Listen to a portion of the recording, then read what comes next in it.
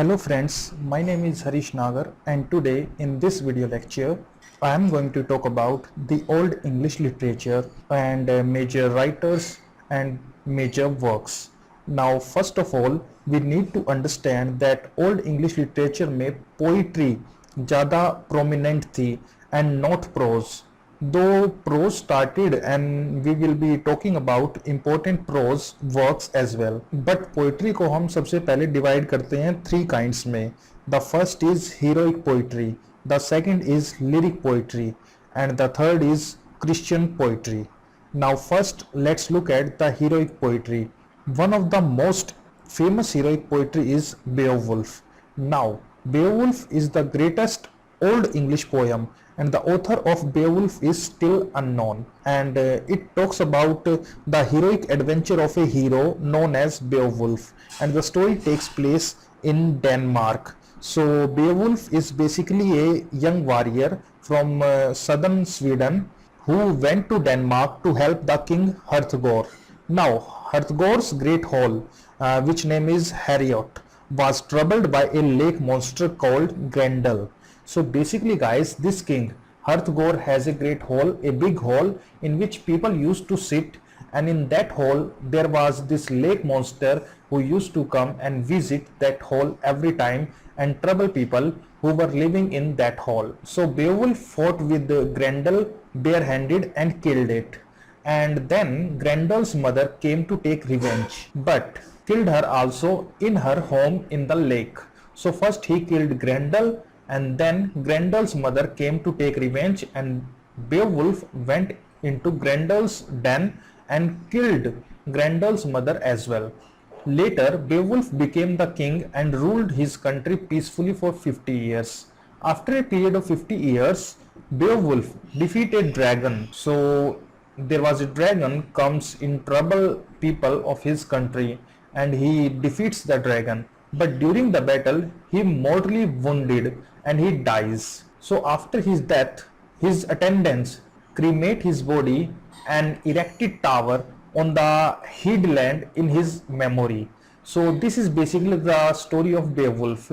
You don't need to read it, you just need to remember the story.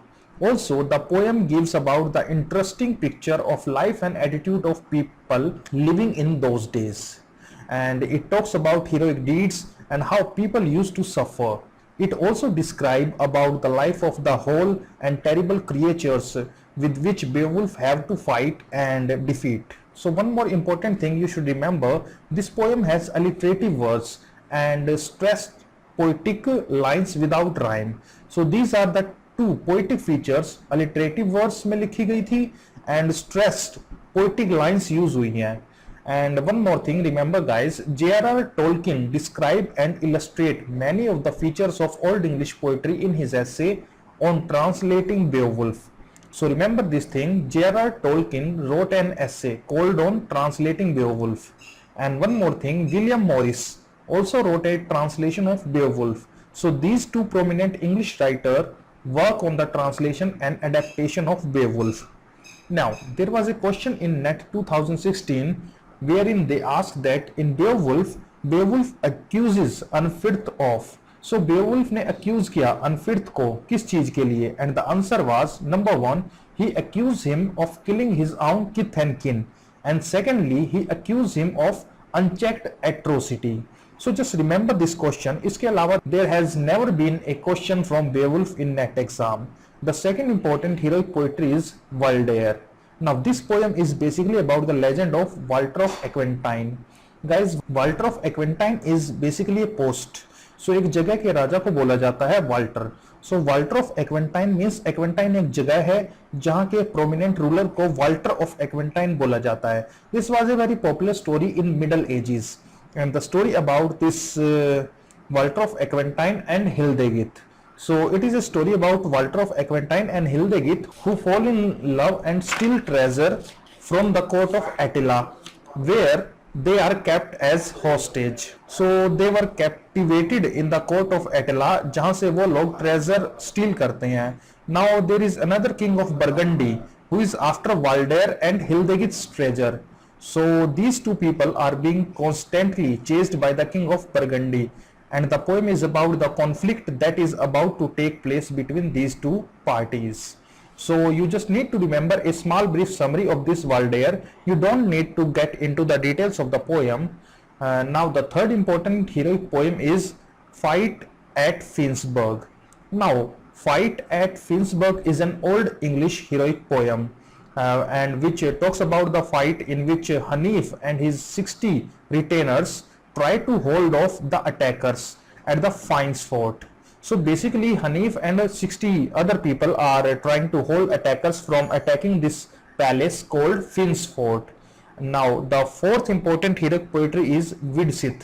Now Widsith is basically a poem in which a scop or a poet is talking about the survey of people, kings and heroes of Europe in the heroic age of Northern Europe. So basically it is a kind of poem in which the poet talks about all the people, all the great kings and all the heroes who have existed in the Europe during the heroic age. Now these four important heroic poetries you need to remember. Next we move on to the lyric poetry. The first important lyric poetry during the Old English literature is The Wanderer. Now Wanderer is about an old man who talks about an attack that happened in his youth, where his close friend and kin were all killed. Kin is basically family members, and the memories of the slaughter have remained with him all his life. So the wise man encourages the people that you should resolve matter peacefully and should not rush into battle, and he finds little glory in bravery or for bravery's sake. So basically he says that don't fight and try to resolve matter peacefully, because so many people, so many close friends and family members died in a battle. So that's why he is talking about his experience. The second important lyric poetry is The Seafarer. Now guys, the seafarer describe the desolate hardship of life on a wintry sea. So basically seafarer is a person who goes on a voyage, or we can say sea, and he basically talk about the condition, the solitude in the sea voyage in contrast to life on land, where men are surrounded by king's men, free from dangers and full of food and wine. So basically he says that the climate of the land is far more safer and better than the climate of the wintry sea, but yet he says that he yearns for the sea. And this poem Seafarer has been translated multiple times, most notably by American poet Ezra Pound. So must remember, Seafarer was translated by Ezra Pound. Now the third important lyric poetry is The Wife's Lament or The Wife's Complaint. Now basically this poem is about the grief of a female speaker, and it represents her state of despair. So you just need to remember this. Now the next important lyric poetry is Deor's Lament. Now Deor is basically a singer who has lost his lord's favor. So basically he was a singer in some lord hall, and the lord banished him and sent him away, and he is very hurt. So he complains, but then he tries to comfort himself by remembering other sorrows of the world. So every time he talks about his sorrow, then he, in order to comfort himself, he says that even other people have suffered so much, and then he says that this too shall pass away. So he thinks that if उनके ये troubles खत्म हो गए हैं तो मेरे भी troubles ये खत्म हो जाएंगे, कि ये जो मेरा लॉर्ड है जो कि अब भी मुझसे नाराज है वो भी एक दिन वापस से खुश हो जाएगा. So hope you understand. The next important lyric poetry is Husband's Message. Husband's Message tell the story of a man who is forced to leave his homeland and his wife due to war.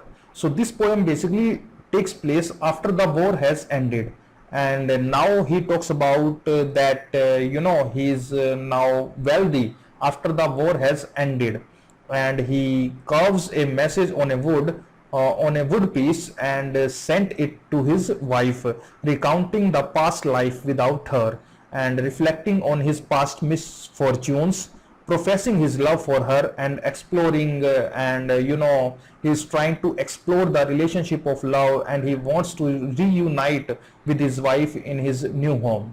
So these are a few important lyric poetry written during the Old English literature.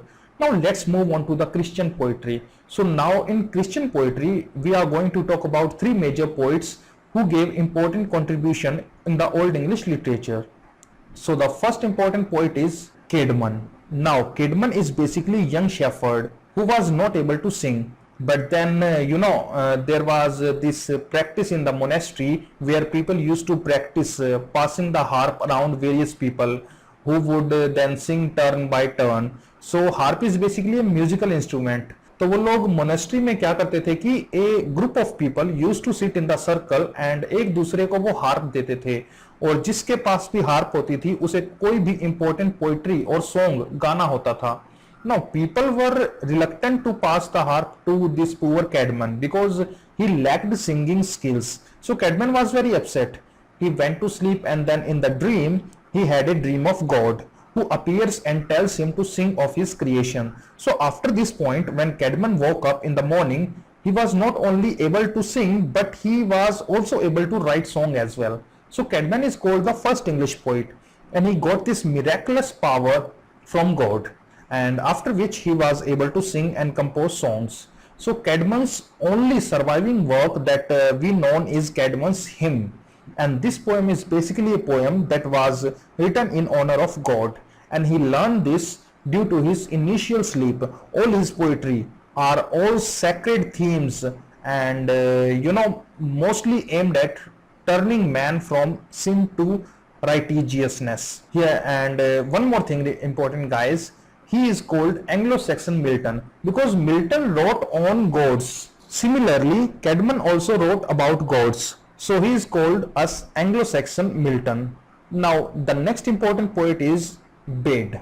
He wrote a work called The Ecclesiastical History of English People, and it is a book which talks about the information about the early Anglo-Saxon England, and it is basically a history of the development of Christianity in England.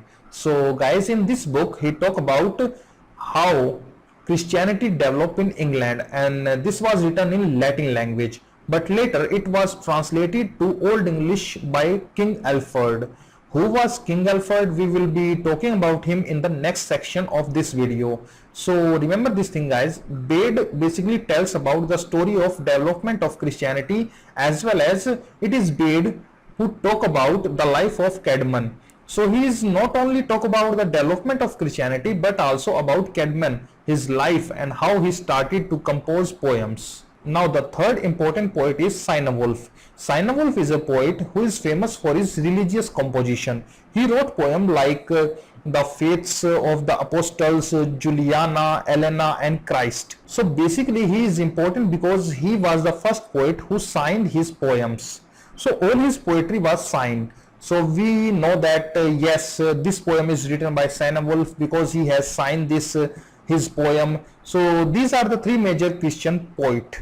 One important Christian poetry that you must remember is Dream of the Rood. So Dream of the Rood is basically a poem in which the narrator is having a dream, and his dream he is speaking to cross, and that cross is the cross which Jesus Christ died. That was the cross. So he is speaking to that cross, and the poem is divided into three separate sections. The first section he talk about the vision of the cross, and in the second section the cross shares his account of Jesus' death.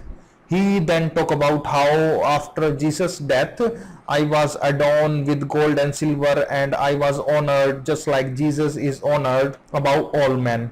So the cross is talking about the account of Jesus' death in the section 2, and in section 3 the author gives his reflection about the vision that he had about the cross, and the vision ends, and then he is left with thoughts, and he gives praises to God and wants that he should be hopeful for his entire life and his desire to once again be near to the glorious cross.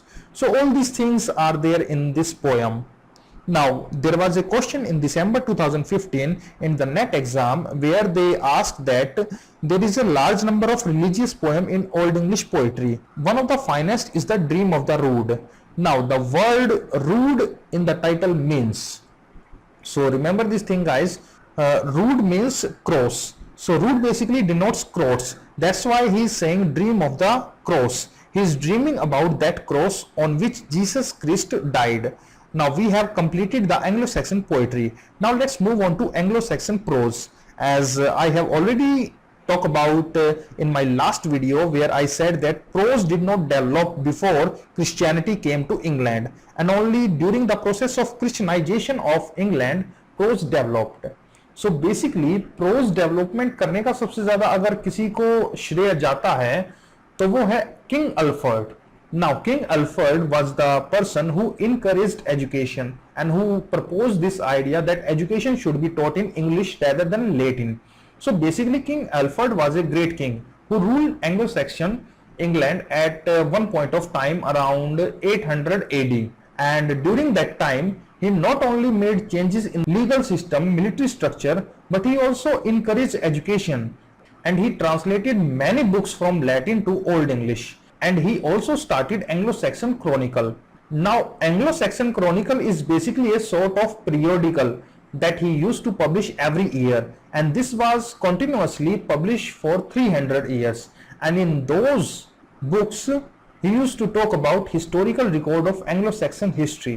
So basically guys, King Alfred का contribution क्यों माना जाता है Anglo-Saxon literature में? Because number one, he encourages that education should be taught in English rather than Latin. Number two, he translated many books from Latin to Old English. And number three, he started Anglo-Saxon Chronicle, which is basically a yearly book which continued to be published for 300 years.